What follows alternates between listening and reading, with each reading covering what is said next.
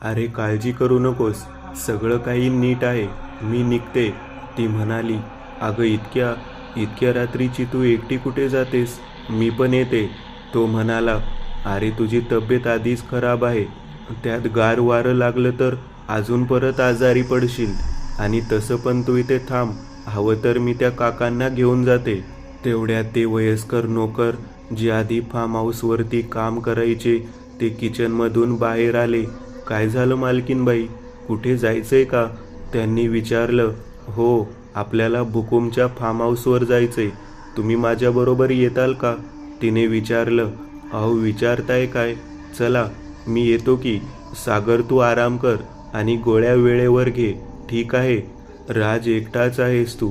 आपल्या दोघांच्या बायकांना नेमकं आजच देवदर्शनाला जायचं होतं, पण ठीक आहे, हरकत नाही, ते काका म्हणाले. आता ते आणि आसावरी दोघेही घरातून बाहेर निघून गेले. दोघेही गाडीत बसले आणि आसावरीने गाडी बंगल्यातून बाहेर काढली. सागरने गेट आणि दरवाजा बंद करून घेतला. आता तो बंगला एकटाच होता. गाडी बंगल्यापासून अगदी काही फूट अंतरावरच पुढे गेली होती. अचानक गाडीच्या आतला एक छोटासा सायरन वाजला. कदाचित काकांनी दार नीट लावलेलं नव्हतं. काका, तुमच्या बाजूचं दार नीट लावा, असं म्हणत आसावरीने गाडी थांबवली. अचानक तिच्या बाजूला असलेल्या खिडकीवर कोणीतरी नॉक केलं. ती दचकली आणि तिने बाहेर बघितलं. बाहेर एक वृद्ध व्यक्ती उभा होता. अंगावरच्या कपड्यावरून तो एक भिकारी दिसत होता. तो बाहेरून तिच्याकडे पैसे किंवा खायला काहीतरी मिळेल का अशी मागणी करत होता. ती आधीच एकतर टेन्शनमध्ये होती. तिने पटकन काच खाली केली. पर्समध्ये हात घालून 100 रुपयाची नोट तिच्या हाताला आली आणि तिने ती नोट म्हाताऱ्याच्या हातात दिली आणि काच वर केली. आता ते गाडी घेऊन तिथून निघाली. धन्यवाद बाईसाहेब. म्हातारा तिच्या गाडीला मागून बघत होता आणि विचित्र असं स्मित हास्य करत होता, जे हळूहळू विरत गेलं. आणि आता तो चालत चालत तिथून पुढे निघून गेला. काही अंतरावरच फुटपाथजवळ एका झाडाच्या जवळ एक म्हातारी उभी होती. तो म्हातारीच्या जवळ येऊन थांबला. काय झालं? मी म्हटलं होतं, गाडीत एक स्त्री आहे आणि तिच्या बाजूला बसलेला व्यक्ती एक म्हातारा आहे. आपल्याला तसा माणूस नकोच आहे, पण तरीही तुला जायचं होतं तिथं बघायला. आजपर्यंत माझं कधी ऐकलं आहेस का तू काही? म्हातारीच्या चेहऱ्यावर कसलाच हावभाव नव्हता, पण ती उगाच चिडल्यासारखी वाटत होती. आता काय करायचं? काहीही करून आजची रात्र आपल्याकडे आहे.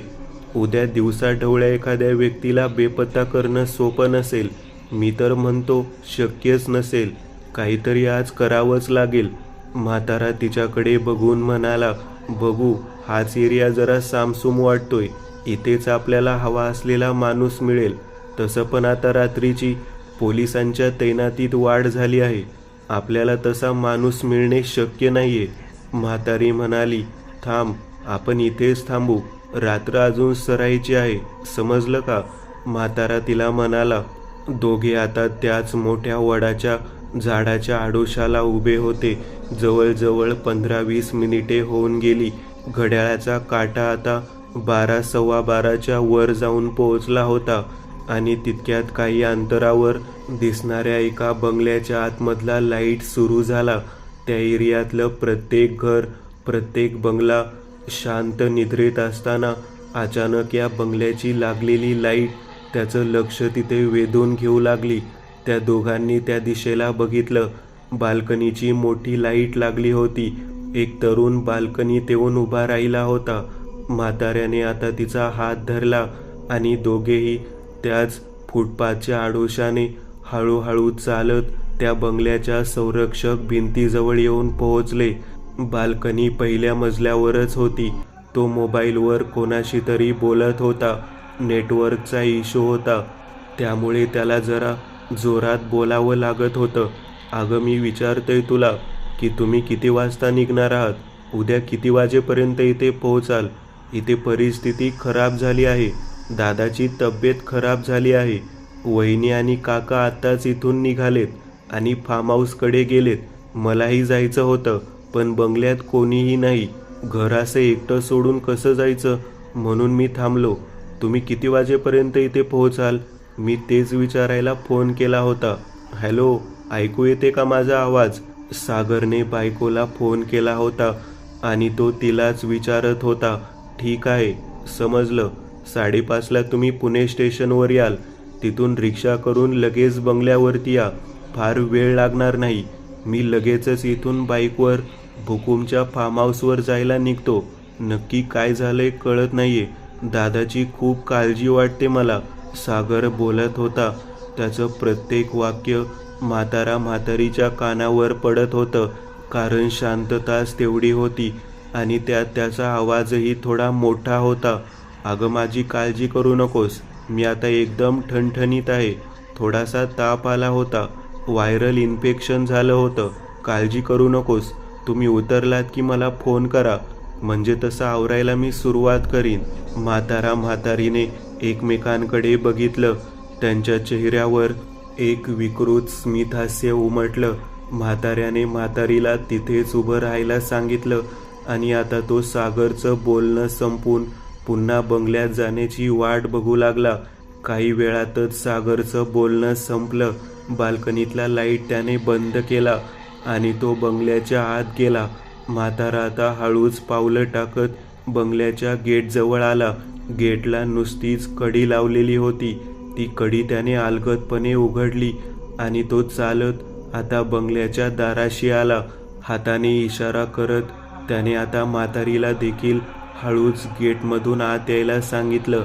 म्हातारी पटकन गेटमधून आत शिरली आणि बंगल्याच्या डाव्या बाजूला असलेल्या भिंतीच्या आडोशाला येऊन उभी राहिली. म्हाताऱ्याने आता बेल वाजवली. 2-3 वेळा बेल वाजवली आणि आता सागरने आतून दरवाजा उघडला. त्या म्हाताऱ्याला बघून सागरला जरा विचित्र वाटलं. कोण पाहिजे? काय काम आहे? आणि असं आत कसं आला तुम्ही? सागर त्याच्यावर जरासा भडकला. आता तुमच्या बंगल्यातून एक गाडी बाहेर पडली, बरोबर? त्यात एक मॅडम होत्या आणि एक वयस्कर माणूस होता, बरोबर? हो, बरोबर. पण तुम्ही हे काय विचारताय? नक्की काय झालंय आणि काय हवंय तुम्हाला? सागरने परत एकदा त्याला विचारलं. भाऊ, पुढच्या चौकात त्यांची गाडी एका झाडावर आदळली.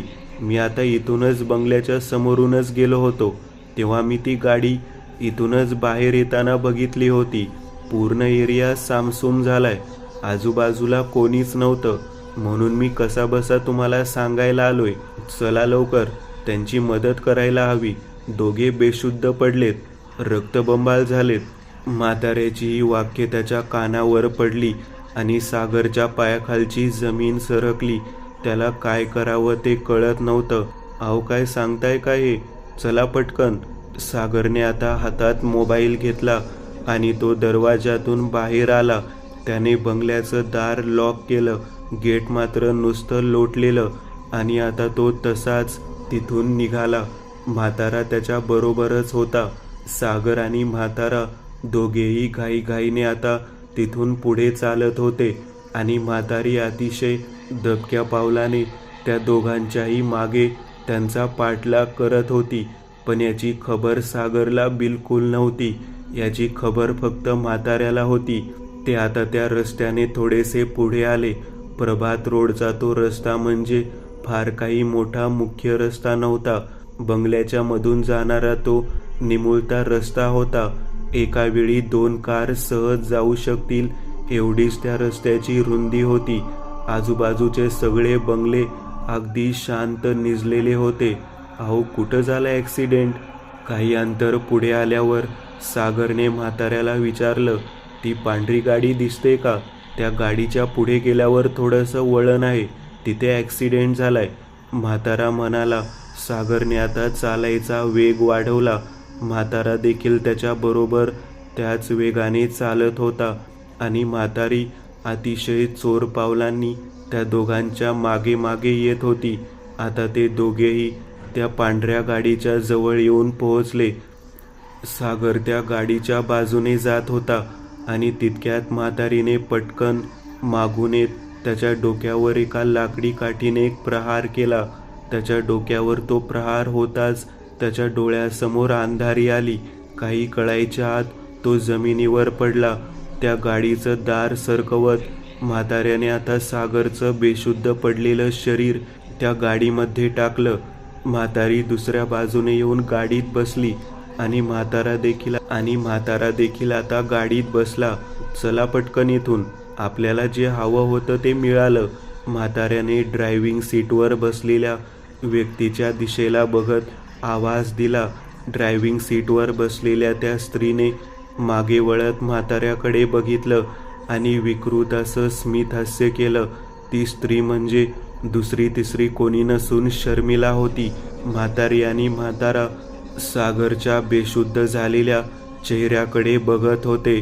शर्मिलाने त्या बेशुद्ध पडलेल्या सागरकडे बघितलं आणि क्षणभर तिची नजर त्याच्या चेहऱ्यावर थांबली. अरे मूर्ख आहात का तुम्ही? तुम्हाला दुसरा कुठला माणूस मिळाला नाही का? हा राजवर्धनच्या घरात काम करतो. शर्मिलाचा आवाज काहीतरी वेगळाच होता. एखाद्या जखड म्हातारीसारखा तिचा तो आवाज झालेला. आम्हाला काय माहिती, दुसरा कुठला माणूस मिळणं अवघड झालेलं. एकतर वेळ कमी आहे इथं. मला तर आता राहवत नाहीये या शरीरात. मला मुक्ती हवी आहे. म्हातारा एकदम कसं तरी ओरडला. त्याच्याकडे असं बघू नकोस. त्याला जिवंत ठेवायचंय, निदान उद्या रात्रीपर्यंत तरी. शर्मिला म्हातारीकडे बघत म्हणाली. तिने गाडी सुरू केली आणि आता ते तिथून निघून गेले. तीच धून त्याच्या कानावर आदळत होती. तो हळूहळू भानावर येत होता. त्याने आजूबाजूला बघितलं.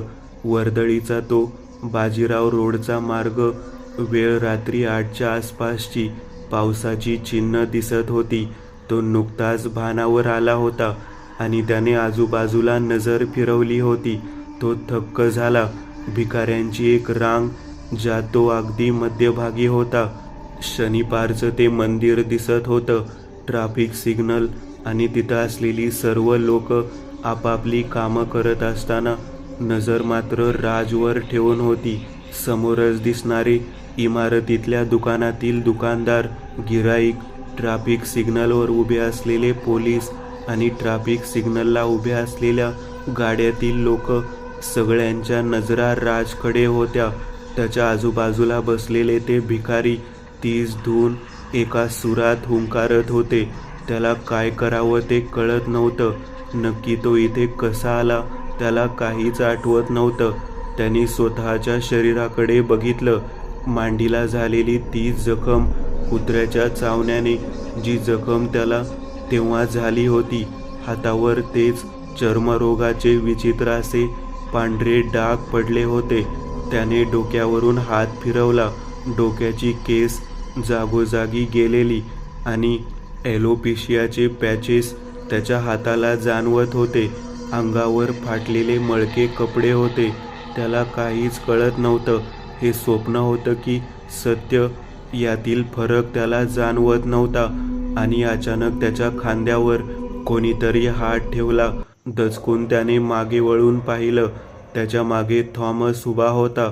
त्याच्याच वेशात, तोच सूट, तेच बूट, हातात तेच महागडं घड्याळ, अंगावर त्याच सोन्याच्या चैन आणि अंगठ्या. फक्त एक विकृत असे स्मित हास्य थॉमस आज करत होता. राजने त्याचा हात झटकला आणि तो उठून उभा राहिला. त्याच्याबरोबरच आजूबाजूला रांगेत बसलेले भिकारी देखील उठून उभे राहिले. त्या सगळ्यांनीच त्याला घेराव घातला. त्याच्या कानाशी ती एकच धून ते विचित्रपणे एक सुरात मोठ्याने हुंकारत होते. तुला काय वाटलं? तू वाचलास? पण नाही. तुझा अंत तर खूपच भयानक होणार आहे. तू थेट त्याच्या मानेवर हात टाकला आहेस. तो तुला सोडणार नाही. तुझी इतकी बेकार हालत होणार आहे जितकी आमची पण नव्हती झाली. थॉमस त्या लोकांच्या त्या आवाजाला छेदत मोठ्याने ओरडत त्याच्याकडे बघत हसत होता. एक एक पाऊल टाकत त्या घोळक्यातून मागे सरकला होता आणि तितक्यात राजच्या मागे कोणीतरी त्या गर्दीतून येऊन उभं राहिलं. त्या व्यक्तीने त्याच्या खांद्यावर हात ठेवला. राजने मागे पाहिलं. त्याच्या मागे रसिक उभा होता. रसिक खूपच खुश दिसत होता. बस, आता फक्त एकच दिवस राहिलाय, मग मी मुक्त होणार आणि माझ्या जागी तू त्या पेटीत कायमच्या दुष्टचक्रात अडकला जाणार. मग बस वाट बघत कुणाच्या तरी येण्याची, जो तुला मोकळं करेल. रसिक हसत हसत त्या घोळक्यातून मागे पावलं टाकत दिसेनासा झाला. तो त्या गर्दीत कुठे हरवला काहीच समजलं नाही. राजने कानावर हात ठेवत आजूबाजूला बघितलं आणि त्याच्या लक्षात आलं की आता सिग्नलला उभ्या असलेल्या गाड्यांमधील प्रत्येक माणूस त्याच्याकडे बघून तीच विचित्र अशी धून हुंकारत होता. सिग्नलवर उभे असलेले पोलीस मोठमोठ्याने तीच धून हुंकारत होते. समोर असलेले दुकानदार, त्यांची गिऱ्हाईक सगळेच राजकडे बघत तीच धून हुंकारत होते. तो आता त्या पूर्ण गर्दीत एकटा पडलेला. सगळे तीच विचित्र अशी धून हुंकारत होते. गर्दीत त्याने आजूबाजूला नजर टाकली आणि त्याच्या लक्षात आलं, गर्दीत त्याला शर्मिला दिसत होती. गर्दीतच त्याला रितेश देखील दिसत होता. त्याला सुचतच नव्हतं. कानाचे पडदे सुन्न झालेले आणि आता तो जमिनीवर बसला. कानातून प्रचंड वेदना होऊ लागल्या आणि त्याने दोन्ही हात कानावर ठेवत कान दाबले, डोळे बंद केले आणि तो जमिनीवर बसून जोरात किंचाळला. अचानक सगळं काही शांत झालं. त्याने डोळे उघडत आजूबाजूला बघितलं आणि आता तो त्या वाड्याच्या त्याच खोलीत होता. हे कसं झालं त्याला काहीच समजलं नाही. समोर ती पेटी दिसत होती, तोच कॉफिन. राज जणू काही तिकडे खेचला जाऊ लागला. कुठली तरी अदृश्य ताकद त्याला मागून त्या पेटीच्या दिशेला ढकलत होती. त्याच्या मनाविरुद्ध त्याची पावलं त्या दिशेला पडत होती. तो त्या पेटीच्या जवळ आला. आपोआप त्याचा हात पेटीच्या दाराशी गेला आणि दार उघडलं गेलं. राजने आतमध्ये बघितलं. आतमध्ये त्याच्यासारखाच दिसणारा एक व्यक्ती निपचित पडलेला होता. राजने आधी स्वतःकडे आणि मग त्याच्याकडे बघितलं. आपोआप त्याचा हात त्या व्यक्तीच्या चेहऱ्याकडे गेला. त्याच्या चेहऱ्याला स्पर्श होताच तो व्यक्ती एकदम किंचाळत उठला आणि त्याने राजवर झडप घातली. राज भीतीने हादरला आणि तो दचकून जागा झाला. तो उठून बसला. त्याने आजूबाजूला बघितलं. फार्म हाऊसच्या त्याच्याच खोलीत तो आता होता. कानावर पक्ष्यांच्या ओरडण्याचा आवाज ऐकू येत होता आणि खिडकीतून सूर्यप्रकाश आतमध्ये येत होता. त्याने स्वतःकडे पाहिलं. त्याच्या शरीरावर ते डाग नव्हते. डोक्याला आता केस होते. बँडेज नव्हतं. त्याला आता रात्री घडलेल्या त्या सगळ्या घटना आठवल्या. त्याने स्वतःच्या नाकाला हात लावला. नाकाची दोन्ही छिद्र व्यवस्थित उघडलेली होती. कानाची देखील छिद्र आता व्यवस्थितपणे उघडलेली होती आणि अशातच त्याने त्याच्या तोंडावरून हात फिरवला.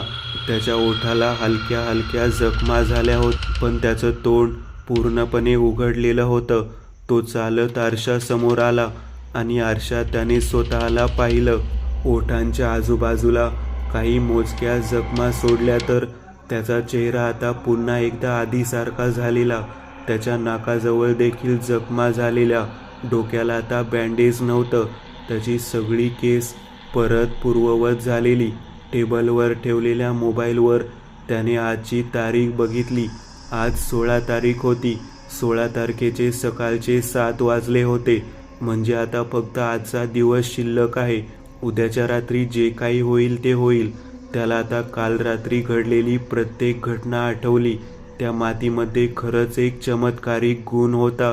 ही गोष्ट माझ्या आधी लक्षातच आली नाही.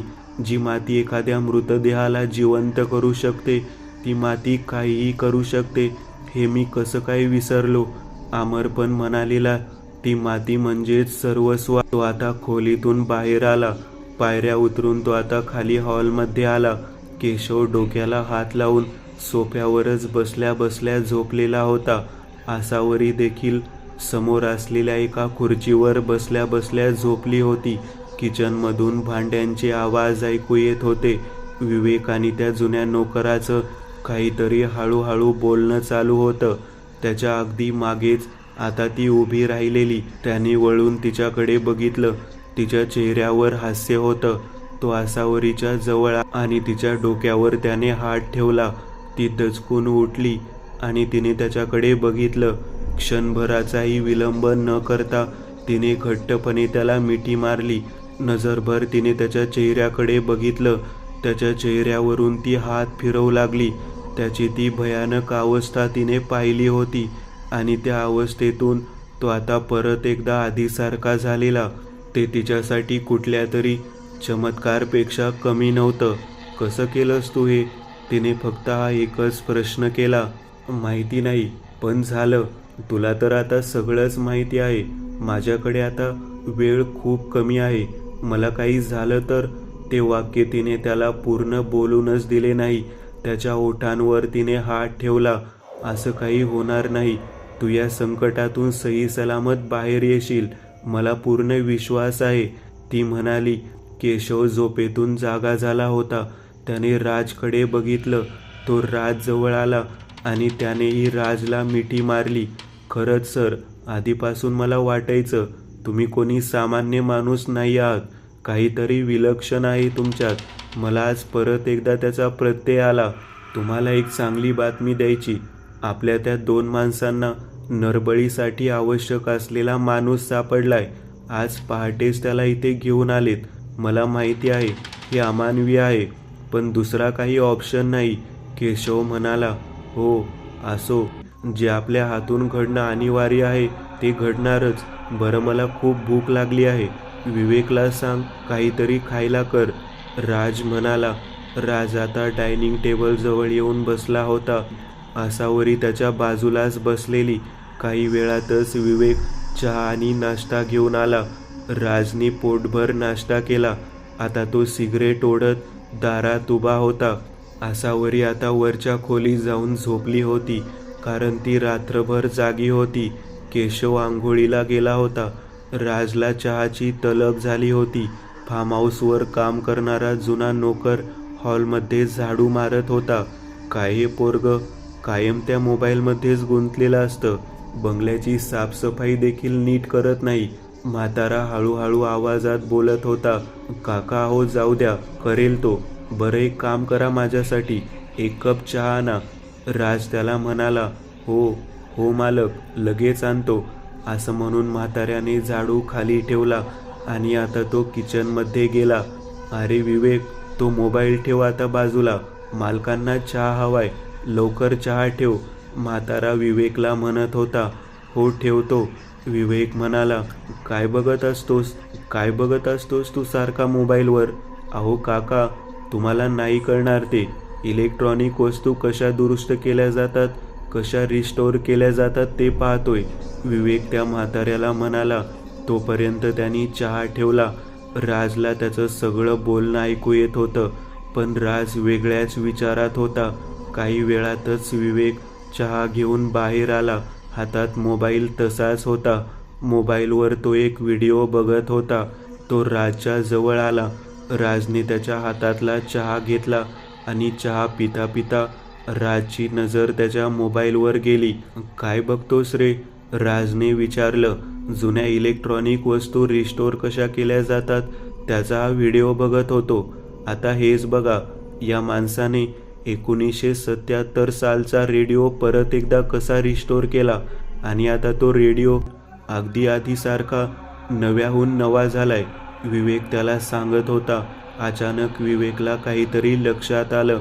सर, बरं झालं, तुम्हाला एक गोष्ट द्यायची राहिली, असं म्हणून विवेक बाजूला गेला आणि बाजूलाच असलेल्या शोकेसच्या ड्रॉवरमध्ये हात घालत त्याने एक छोटासा बॉक्स बाहेर काढला.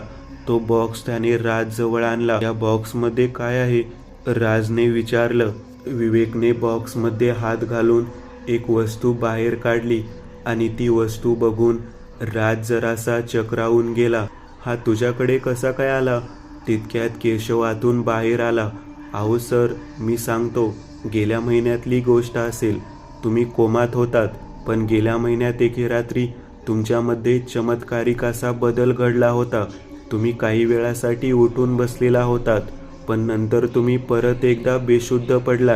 त्यावेळी डॉक्टर म्हणाले होते की यांच्या प्रकृतीत हळूहळू सुधारणा होऊ शकेल आणि ते शुद्धीवर येऊ शकतील. त्याचवेळी आसावरी वहिनी म्हणाल्या की आपण तुम्हाला घरी घेऊन येऊ. त्या बंगल्यात तुमचं लहानपण गेलंय, तिथे तुम्हाला आपलेपणा जाणवेल आणि तुम्ही लवकर बरे व्हाल. तुमच्या खोलीची अवस्था थोडी खराब होती, त्यामुळे त्या खोलीचं पेंटिंग करावं असं त्या मला म्हणाल्या. आणि त्यावेळी तुमच्या खोलीत जे काही सामान होतं त्यातलं काही सामान आम्ही बंगल्याच्या दुसऱ्या खोलीत हलवलं होतं. तर अनावश्यक असलेले सामान आम्ही फार्म हाऊसवर घेऊन आलो होतो. त्यातच एक बॉक्स आलेला. त्या बॉक्समध्ये हा व्हिडिओ कॅमेरा होता. मला देखील याबद्दल काहीही माहिती नव्हतं, पण हा कॅमेरा विवेकला आवडला, पण तो बंद पडलेला होता. विवेकने मला विचारलं की हा कॅमेरा मी घेऊ का? मी म्हटलं बंद पडलेला कॅमेरा आहे, घेऊन टाक हवा असेल तर. पण मला काय माहिती की हा कॅमेरा विवेक परत एकदा सुरू करेल. काल संध्याकाळी त्याने हा कॅमेरा सुरू केला. राजने तो कॅमेरा बघितला. हा तोच कॅमेरा होता विजयकांतचा, जो कॅमेरा त्याला त्या वाड्यात सापडलेला. आणि त्याच कॅमेऱ्यात असलेला डेटा त्याने DVD बघितलेला होता. त्यामुळे त्याला फार काही वेगळं वाटलं नाही. सर, हा कॅमेरा दिसतो साधा, पण हा कॅमेरा साधा नाहीये. 1992-93च्या काळात बनलेला हा एक असा कॅमेरा होता ज्यामध्ये कोणतंही मेमरी कार्ड नव्हतं. आणि तरीसुद्धा यात विचित्र झालेला प्रत्येक क्षण याच्या इंटरनल मेमरीमध्ये सेव्ह व्हायचा. मध्ये कित्येक वर्ष परत या कंपनीला देखील असा कॅमेरा बनवता आला नाही. पण आता आपण अँड्रॉइड फोनमध्ये इंटरनल मेमरीमध्ये सगळं काही संचित करू शकतो. यात खूप सारे व्हिडिओज आहेत. मी पहिले 1-2 व्हिडिओ बघितले, पुढचं मी काही बघितलं नाही, कारण काल नंतर वेळच झाला नाही. तो म्हणाला, म्हणजे ज्या कॅमेऱ्यामध्ये त्या काळात अशी टेक्नॉलॉजी वापरली होती ज्यामध्ये इंटरनल मेमरीच्या आत सर्व काही डेटा संचित होऊ शकेल, असं म्हणायचंय तुला? हो सर, तेच तर. राजने तो कॅमेरा हातात घेतला आणि आतमध्ये आता त्या छोट्याशा स्क्रीनवर त्याने पहिला व्हिडिओ ओपन केला. अतिशय शार्प आणि क्लिअर असं ते व्हिडिओ फुटेज होतं. आवाज देखील अगदी स्पष्ट ऐकू येत होता. हा तोच व्हिडिओ होता ज्यात विजयकांत सुनेत्राला बाल्कनीत उभे असलेल्या अवस्थेत चित्रित करत होता.